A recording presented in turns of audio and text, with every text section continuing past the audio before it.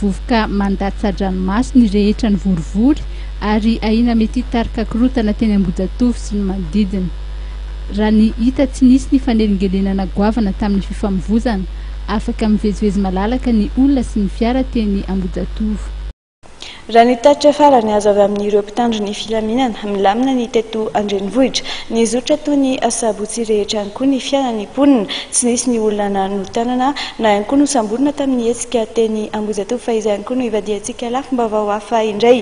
Mankalaza ny fahaenina amby enimpolo taona ny androany 12 Desambra ny filoham-pirenena teo aloha Marc Ravalomanana raha voatana tany Antsiranana i Marc Ravalomanana tamin'ny taondasa toy izao. Tamin'ity kosa dia tamin'ny fomba naletriketrika no nankalaza izany teny Faravohitra. Mbola vola Ravoavy sy Christian Rakotondra-Mangatrany. Tsy milavo lefina ary vonina trano mitady vahaolana manoloana ny sedra samihafa.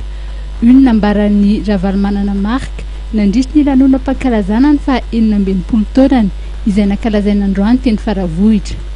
Mikasika manokana ny olana amin'ny fahatapahan'ny jirony Tsiko any Andranomadelatra dia nilaza i Marc Ravalomanana fa misy ny vahiny miara-miasa aminy ary tsy maintsy hovaovà ny olana. Dia miandry olona dia ivelantsika dia miasa miaraka amin'ireo le firenena rehetra eran-tany hoe ampisehoana ny tena fitiavanareo anazy sy ny fahaizanareo anao amin'ny fiaraha-miasa. Hitanareo fa be dia be ny andro mety ho vitantsika. Raha dia izay mahatonga hoe tsy maintsy ataontsika foana ao anaty fotoan-tsarotra, ao anatin'ny andro-sarotra, ao anatin'ny fitsapana mampiseho fa tena manana moizy azy sika ary mahavita zavatra. Tsy izany milavo lefina izany, tsy ekentsika mihitsy izany. Nankalazaina tamin'ny fomba manendriketrika teny amin'ny trano fonenan'ny teny Faravohitra ny fahaenina amby enimpolo taona ny filoha teo aloha Ravalomanana Marc. Tamin'ity dia niodidin'ny vady amanjanany i Ravalomanana Marc.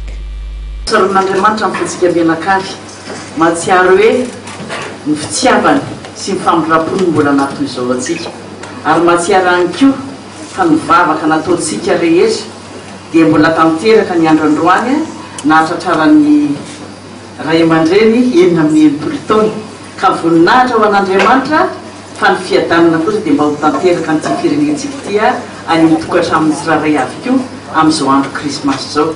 Ankoatry ny fianakaviany dia tonga nanotrona ny Ravalomanana Marc ny mpiara-miasa aminy ny kandida ao anatin'ny ministra Tsimma eto Antananarivo. Anisan'ny artista nandravaka ny lanonana i Bodo.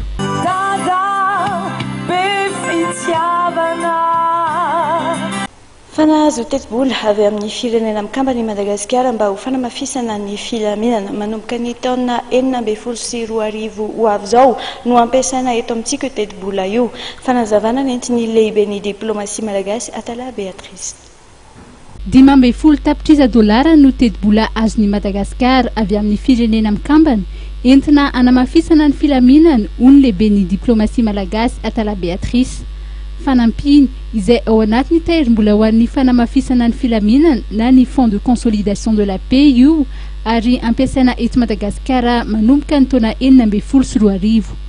Napetraka ny rafitra manokana mijery ny tetikasa everina lahara-pahamehana tafiditra amin'ny fanamafisana ny filaminana taorian'ny ny krizy 2012. Itsika zany dia anisan'ny firenena zay nilazaiko foana hoe na tsy nisy ady aza teto amintsika hoe ady ara toko hoe ny famona ara ino moa zany fitaovana-piadiana dia nandalo krizy itsika ary dia nekeny secrétaire général satria ny filoham-pirenena ihany zany raha volany teo izy tamin'ny 2014 dia izy nanao taratasy nakany amin'ny secrétaire général des Nations Unies nangataka anio ary enitsika angamba nikabarina taony tamin'ny septembre tamin'ny assemblée générale des Nations Unies tamin'ny herintaona dia nahazo an'izany vola izany zany tsika eto Madagasikara ary efa mandroso sy miroso ny programme nasa ampiasana ny vola io satria dia misy ny comité de pilotage zany iarahana miaraka amin'ny ministère ny économie ny ministère ny raharaham-bahiny dia eo ihany koa ny ministère ny mponina zay efa mandrindra zany an'izay inona ny prioritaire inona ny zavatra hitantsika zany fa maika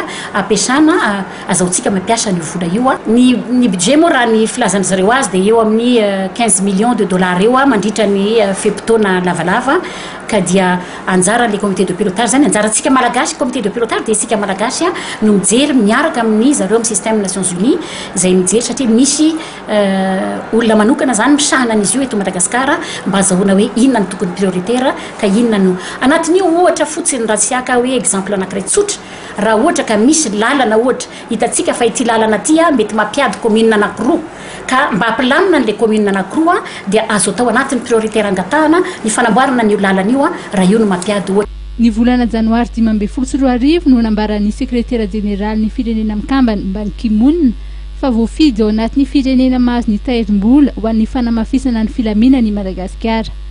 Nosiritan'ny ministra ny raharaham-bahiny fa anisany nandray anjara betsaka tamin'ny fahazahoana izany ny mpandrindrany firenena mikambana Fatma Samoura.